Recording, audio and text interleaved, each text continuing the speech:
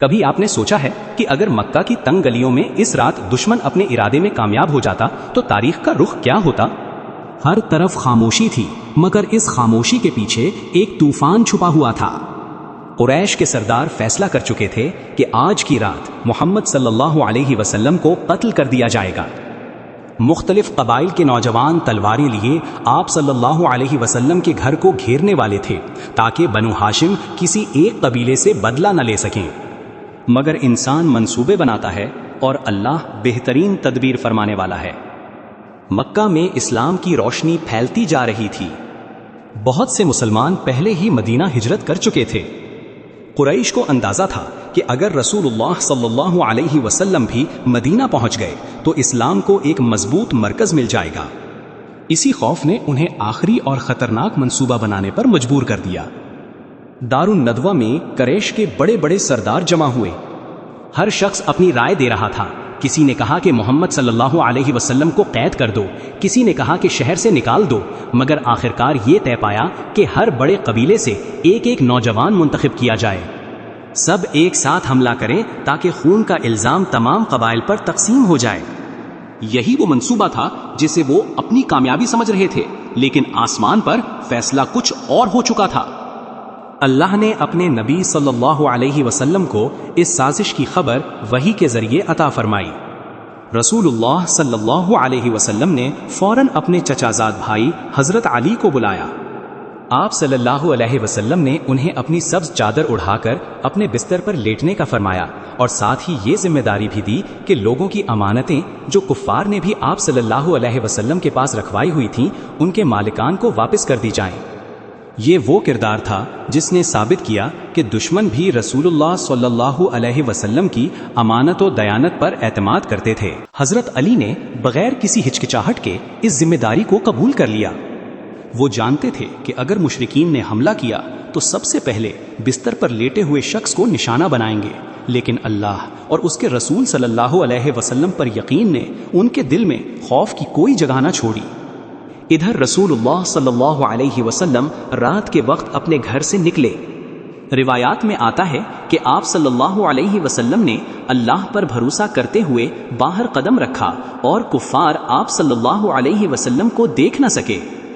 وہ گھر کے باہر کھڑے تھے، مگر اللہ نے ان کی نگاہوں پر پردہ ڈال دیا۔ وہ سمجھ رہے تھے کہ رسول اللہ صلی اللہ علیہ وسلم ابھی گھر کے اندر موجود ہیں۔ اس کے بعد رسول اللہ صلی اللہ علیہ وسلم سیدھے اپنے سب سے قریبی ساتھی حضرت ابو بکر صدیق کے گھر تشریف لے گئے۔ حضرت ابو بکر مدت سے اسی دن کے منتظر تھے کہ کب انہیں رسول اللہ صلی اللہ علیہ وسلم کے ساتھ ہجرت کا شرف حاصل ہوگا۔ جب آپ صلی اللہ علیہ وسلم نے فرمایا کہ اللہ نے ہجرت کی اجازت دے دی ہے تو حضرت ابو بکر کی آنکھوں سے خوشی کے آنسو جاری ہو گئے۔ انہوں نے عرض کیا، یا رسول اللہ، کیا مجھے بھی آپ کی رفاقت نصیب ہوگی؟ آپ صلی اللہ علیہ وسلم نے فرمایا، ہاں، تم میرے ساتھی ہو۔ حضرت ابو بکر نے پہلے ہی 2 اونٹنیاں تیار کر رکھی تھیں۔ سفر کا سامان خاموشی سے جمع کیا جا چکا تھا۔ ان کی صاحبزادی حضرت اسما نے زاد راہ تیار کیا۔ جب باندھنے کے لیے رسی نہ ملی تو انہوں نے اپنی کمر بند کو 2 حصوں میں پھاڑ کر ایک سے سامان باندھا اور دوسرے سے اپنی کمر باندھی۔ اسی وجہ سے انہیں ذات النطاقین کا لقب ملا۔ قریش کو گمان تھا کہ رسول اللہ صلی اللہ علیہ وسلم مدینہ جانے کے لیے شمال کی طرف روانہ ہوں گے، لیکن آپ صلی اللہ علیہ وسلم نے اللہ کے حکم اور بہترین حکمت کے تحت اس کے برعکس جنوب کی سمت واقع غار ثور کا رخ کیا تاکہ دشمن کو دھوکہ دیا جا سکے۔ یہ راستہ دشوار، پتھریلا اور تھکا دینے والا تھا، مگر منزل اللہ کی رضا اور اس کی حفاظت تھی۔ رات کی تاریکی میں رسول اللہ صلی اللہ علیہ وسلم اور حضرت ابو بکر خاموشی سے آگے بڑھتے رہے۔ انہیں معلوم تھا کہ اب ہر قدم آزمائش کا ہے۔ مکہ پیچھے رہ گیا تھا، مگر دشمن کی تلاش ابھی شروع ہونے والی تھی، اور چند ہی لمحوں بعد وہ غار ثور پہنچنے والے تھے، جہاں تاریخ کا ایک ایسا معجزہ ظاہر ہونا تھا جسے قیامت تک ایمان والوں کے دل یاد رکھتے رہیں گے۔ رات مزید گہری ہو چکی تھی۔ مکہ کی روشنیاں اب دور دھندلی دکھائی دے رہی تھیں اور سامنے صرف سنگلاخ پہاڑ تھا۔ یہی جبل طور تھا جس کی چوٹی پر وہ غار موجود تھا جسے اللہ نے اپنے محبوب صلی اللہ علیہ وسلم کی حفاظت کا ذریعہ بنانا تھا۔ یہ راستہ آسان نہ تھا، جگہ جگہ نوکیلے پتھر، کھڑی چڑھائیاں اور اندھیری گھاٹیاں تھیں، لیکن رسول اللہ صلی اللہ علیہ وسلم اور حضرت ابو بکر صدیق اللہ پر کامل بھروسے کے ساتھ آگے بڑھتے رہے۔ حضرت ابو بکر کے دل میں ایک ہی فکر تھی کہ کہیں رسول اللہ صلی اللہ علیہ وسلم کو کوئی تکلیف نہ پہنچے۔ کبھی وہ آگے چلتے، کبھی پیچھے ہو جاتے، کبھی دائیں طرف اور کبھی بائیں طرف۔ رسول اللہ صلی اللہ علیہ وسلم نے مسکرا کر دریافت فرمایا، ابو بکر، تم بار بار اپنی جگہ کیوں بدل رہے ہو؟ انہوں نے عرض کیا، یا رسول اللہ صلی اللہ علیہ وسلم، کبھی مجھے اندیشہ ہوتا ہے کہ دشمن آگے سے آ جائے گا، اس لیے آگے چلنے لگتا ہوں۔ پھر خیال آتا ہے کہ کہیں پیچھے سے حملہ نہ ہو جائے تو پیچھے آ جاتا ہوں۔ کبھی دائیں طرف کا خوف ہوتا ہے اور کبھی بائیں طرف کا۔ میری جان آپ صلی اللہ علیہ وسلم پر قربان، مجھے اپنی نہیں، صرف آپ صلی اللہ علیہ وسلم کی فکر ہے۔ یہ محبت صرف الفاظ نہیں تھی، بلکہ جان نچھاور کرنے کا جذبہ تھی، جس نے حضرت ابو بکر کو اسلام کی تاریخ میں منفرد مقام عطا کیا۔ آخر کار دونوں حضرات غار ثور کے قریب پہنچ گئے۔ حضرت ابو بکر نے عرض کیا، یا رسول اللہ صلی اللہ علیہ وسلم، آپ ذرا ٹھہریے، پہلے میں غار کو دیکھ لیتا ہوں۔ وہ خود غار کے اندر داخل ہوئے۔ انہوں نے ہر کونے کا جائزہ لیا، جہاں جہاں سوراخ نظر آئے انہیں کپڑے کے ٹکڑوں سے بند کرنا شروع کر دیا تاکہ کوئی زہریلا جانور رسول اللہ صلی اللہ علیہ وسلم کو نقصان نہ پہنچا سکے۔ ایک سوراخ باقی رہ گیا اور کپڑا ختم ہو گیا تو انہوں نے اپنا پاؤں اس سوراخ پر رکھ دیا۔ اس کے بعد رسول اللہ صلی اللہ علیہ وسلم غار کے اندر تشریف لائے اور حضرت ابو بکر کی گود میں سر رکھ کر آرام فرمانے لگے۔ اسی دوران ایک زہریلے جانور نے حضرت ابو بکر کے پاؤں پر ڈس لیا۔ درد اتنا شدید تھا کہ جسم کانپ اٹھا، مگر انہوں نے اپنا پاؤں نہیں ہٹایا، کیونکہ انہیں خوف تھا کہ اگر حرکت کی تو رسول اللہ صلی اللہ علیہ وسلم کی نیند میں خلل آئے گا۔ درد بڑھتا گیا، یہاں تک کہ ان کی آنکھوں سے بے اختیار آنسو نکل پڑے۔ آنسو کا ایک قطرہ رسول اللہ صلی اللہ علیہ وسلم کے چہرہ مبارک پر گرا تو آپ صلی اللہ علیہ وسلم بیدار ہو گئے۔ آپ صلی اللہ علیہ وسلم نے فرمایا، ابو بکر، کیا ہوا؟ انہوں نے عرض کیا، یا رسول اللہ صلی اللہ علیہ وسلم، غالباً کسی جانور نے مجھے کاٹ لیا ہے۔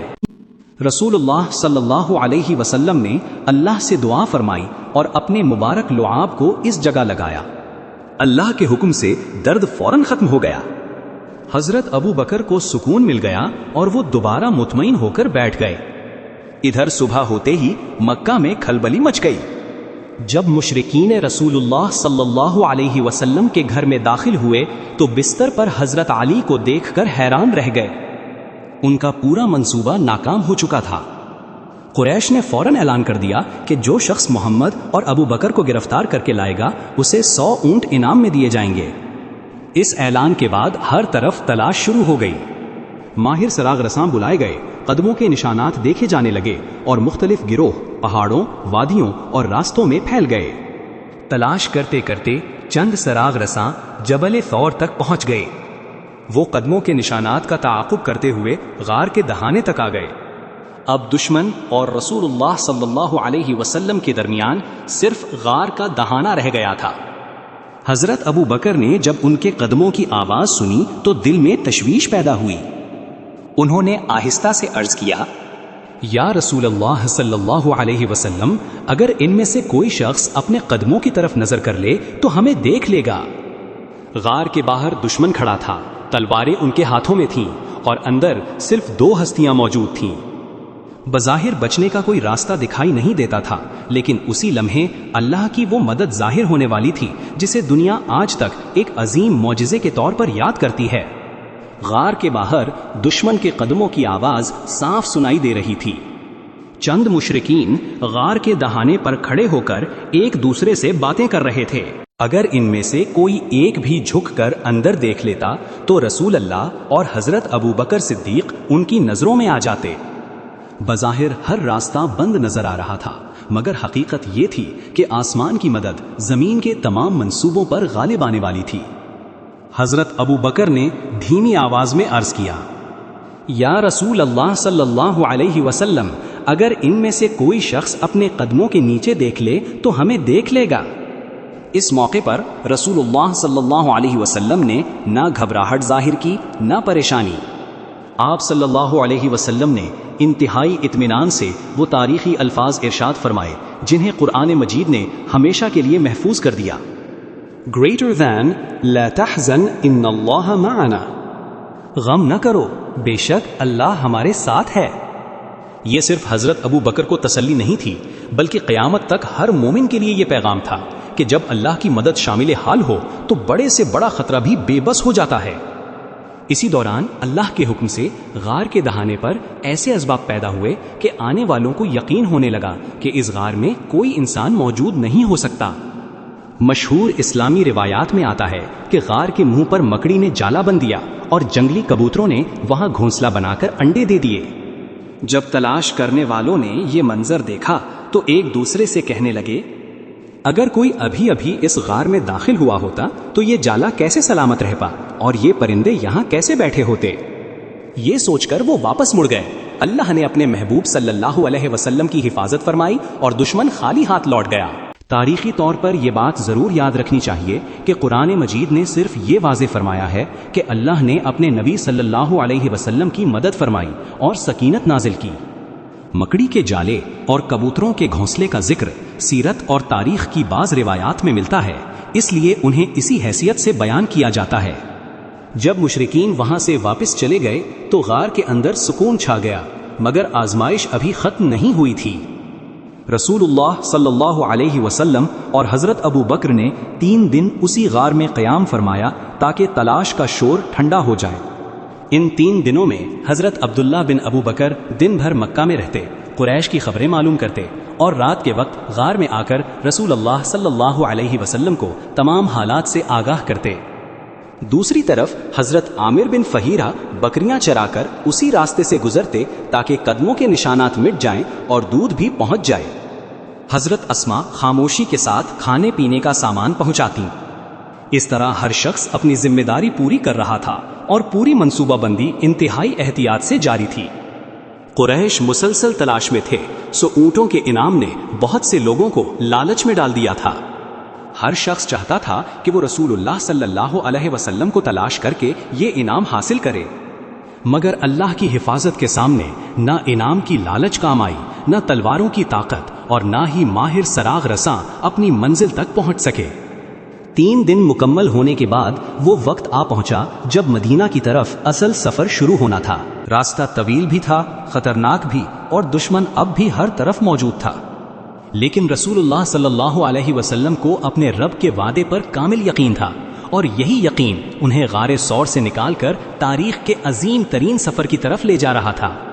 3 دن مکمل ہونے کے بعد غار ثور کی خاموشی ختم ہونے لگی۔ اب وقت آ گیا تھا کہ رسول اللہ صلی اللہ علیہ وسلم اور حضرت ابو بکر صدیق مدینہ منورہ کی طرف اپنے سفر کا آغاز کریں۔ قریش کی تلاش اگرچہ کچھ کم ہو چکی تھی، لیکن خطرہ اب بھی باقی تھا۔ ہر راستے پر نظر رکھی جا رہی تھی اور 100 اونٹوں کے انعام کی لالچ بہت سے لوگوں کو تلاش پر آمادہ کر رہی تھی۔ اسی لیے پہلے سے طے شدہ منصوبے کے مطابق ایک ماہر اور قابل اعتماد رہنما عبداللہ بن ارقط مقررہ وقت پر غار کے قریب پہنچ گیا۔ اگرچہ وہ اس وقت مسلمان نہیں تھا، لیکن اپنی امانت داری اور راستوں کے علم کی وجہ سے اس پر اعتماد کیا گیا۔ وہ دونوں اونٹنیاں بھی ساتھ لایا جو حضرت ابو بکر نے پہلے سے تیار کر رکھی تھی۔ حضرت ابو بکر نے عرض کیا، یا رسول اللہ صلی اللہ علیہ وسلم، یہ اونٹنی میں نے خاص آپ کے لیے تیار کی ہے، آپ اسے قبول فرما لیجئے۔ رسول اللہ صلی اللہ علیہ وسلم نے فرمایا، میں اسے قیمت ادا کر کے لوں گا۔ چنانچہ آپ صلی اللہ علیہ وسلم نے اس کی قیمت ادا کی۔ یہ اسلام کی اس عظیم تعلیم کا عملی نمونہ تھا کہ دوسروں کا مال بلا عوض نہیں لیا جاتا، خواہ دینے والا اپنا سب سے قریبی ساتھی ہی کیوں نہ ہو۔ اس کے بعد قافلہ روانہ ہوا۔ اس سفر میں رسول اللہ صلی اللہ علیہ وسلم، حضرت ابو بکر صدیق، حضرت عامر بن فہیرہ اور رہنما عبداللہ بن ارقط شامل تھے۔ انہوں نے عام شاہراہ چھوڑ کر ساحلی اور کم استعمال ہونے والا راستہ اختیار کیا تاکہ دشمن کی نظروں سے محفوظ رہ سکیں۔ ادھر قریش کی تلاش ابھی ختم نہیں ہوئی تھی۔ مختلف گروہ وادیوں اور پہاڑوں میں گھوم رہے تھے۔ انہی دنوں سراقہ بن مالک کو اطلاع ملی کہ چند مسافر اس سمت جا رہے ہیں۔ اسے فوراً 100 اونٹوں کا انعام یاد آیا۔ اس نے سوچا کہ اگر وہ انہیں گرفتار کر لے تو عرب بر میں اس کا نام ہو جائے گا۔ سراقہ نے چالاکی سے مجلس میں موجود لوگوں سے کہا، نہیں، وہ لوگ نہیں ہو سکتے جنہیں تم نے دیکھا ہے۔ وہ نہیں چاہتا تھا کہ کوئی اور اس کے ساتھ شریک ہو۔ جب لوگ اپنی مصروفیات میں لگ گئے تو وہ خاموشی سے اپنے گھر گیا، اپنا نیزہ لیا، گھوڑے پر سوار ہوا اور تنہا ان مسافروں کا تعاقب کرنے نکل پڑا۔ کچھ ہی دیر بعد اسے دور سے قافلہ دکھائی دینے لگا۔ اس نے اپنے گھوڑے کو تیز دوڑایا تاکہ جلد از جلد رسول اللہ صلی اللہ علیہ وسلم تک پہنچ جائے۔ اسے یقین تھا کہ اب کامیابی صرف چند لمحوں کی دوری پر ہے، لیکن جیسے ہی وہ قریب پہنچا، اچانک اس کے گھوڑے کے اگلے پاؤں زمین میں دھنس گئے اور وہ خود نیچے گر پڑا۔ اس نے خود کو سنبھالا، دوبارہ گھوڑے پر سوار ہوا اور پھر پوری رفتار سے آگے بڑھا۔ چند قدم ہی چلا تھا کہ دوبارہ گھوڑا بری طرح لڑکھڑایا اور زمین میں دھنس گیا۔ اب سراقہ حیران ہو گیا۔ وہ ایک ماہر سوار تھا، اس کا گھوڑا بھی مضبوط تھا، پھر ایسا بار بار کیوں ہو رہا تھا؟ اس نے تیسری مرتبہ کوشش کی، لیکن اس بار بھی وہی ہوا۔ گھوڑا آگے بڑھنے کے بجائے رک گیا، اس کے پاؤں زمین میں دھس گئے اور سراقہ پر واضح ہو گیا کہ کوئی غیر معمولی بات ہے۔ اس کے دل میں خوف پیدا ہو گیا۔ اسے احساس ہونے لگا کہ جس شخصیت کا وہ تعاقب کر رہا ہے وہ اللہ کے محفوظ بندے ہیں۔ یہیں سے سراقہ کے دل کی کیفیت بدلنے لگی۔ وہ دشمن بن کر نکلا تھا، لیکن اب اس کے دل میں خوف اور احترام دونوں پیدا ہو چکے تھے، اور اگلے ہی لمحے رسول اللہ صلی اللہ علیہ وسلم کے ساتھ اس کی ایسی گفتگو ہونے والی تھی جس نے اس کی پوری زندگی کا رخ بدل دیا۔ سراقہ بن مالک نے جب تیسری مرتبہ اپنے گھوڑے کو گرتے دیکھا تو اس کے دل سے غرور نکل گیا۔ اسے یقین ہو گیا کہ یہ کوئی معمولی قافلہ نہیں بلکہ اللہ کی خاص حفاظت میں ہے۔ اس نے دور ہی سے آواز دی، محمد صلی اللہ علیہ وسلم، میں آپ سے امان چاہتا ہوں، مجھے کوئی نقصان نہ پہنچایا جائے۔ رسول اللہ صلی اللہ علیہ وسلم نے حضرت ابو بکر سے فرمایا کہ اسے آنے دیں۔ سراقہ آہستہ آہستہ قریب آیا۔ اب اس کے چہرے پر دشمنی نہیں بلکہ حیرت اور خوف تھا۔ اس نے عرض کیا، میں آپ کو گرفتار کرنے کے ارادے سے آیا تھا، لیکن جو کچھ میرے ساتھ ہوا اس کے بعد مجھے یقین ہو گیا کہ اللہ آپ کی حفاظت فرما رہا ہے۔ میں وعدہ کرتا ہوں کہ آپ کا راز کسی پر ظاہر نہیں کروں گا، بلکہ جو لوگ آپ کی تلاش میں آئیں گے میں انہیں دوسری سمت بھیج دوں گا۔ رسول اللہ صلی اللہ علیہ وسلم نے اس کی بات قبول فرمائی۔ پھر رسول اللہ صلی اللہ علیہ وسلم نے سراقہ سے ایسا جملہ فرمایا جسے سن کر وہ خود بھی حیران رہ گیا۔ آپ صلی اللہ علیہ وسلم نے فرمایا، سراقہ، اس وقت تمہاری کیا کیفیت ہوگی جب تم فارس کے بادشاہ کسری کے کنگن پہنو گے؟ یہ سن کر سراقہ حیرت میں ڈوب گیا۔ اس وقت رسول اللہ صلی اللہ علیہ وسلم اپنے وطن سے ہجرت کر رہے تھے۔ دشمن ہر طرف موجود تھے اور مسلمانوں کے پاس نہ حکومت تھی نہ خزانے۔ ایسے حالات میں فارس جیسی عظیم سلطنت کے بادشاہ کے کنگنوں کی بات بظاہر ناقابل یقین محسوس ہوتی تھی۔ سراقہ نے یہ بات اپنے دل میں محفوظ کر لی اور واپس لوٹ گیا۔ اس نے اپنا وعدہ پورا کیا۔ راستے میں جو لوگ رسول اللہ صلی اللہ علیہ وسلم کی تلاش میں ملتے وہ انہیں دوسری سمت بھیج دیتا۔ یوں اللہ نے ایک سابق دشمن کو بھی اپنے نبی صلی اللہ علیہ وسلم کی حفاظت کا ذریعہ بنا دیا۔ قافلہ مسلسل سفر کرتا رہا۔ کئی دنوں کی مسافت کے بعد رسول اللہ صلی اللہ علیہ وسلم قباء کے مقام پر پہنچے، جہاں اہل مدینہ بے چینی سے آپ صلی اللہ علیہ وسلم کا انتظار کر رہے تھے۔ ہر صبح وہ شہر سے باہر نکل آتے اور دوپہر کی گرمی تک راستہ دیکھتے رہتے، پھر واپس چلے جاتے۔ ایک دن ایک شخص نے دور سے قافلے کو آتے دیکھا۔ اس نے بلند آواز سے پکارا، اے اہل مدینہ، جن کا تم انتظار کر رہے تھے وہ آ گئے۔ یہ آواز سنتے ہی پورا مدینہ خوشی سے جھوم اٹھا۔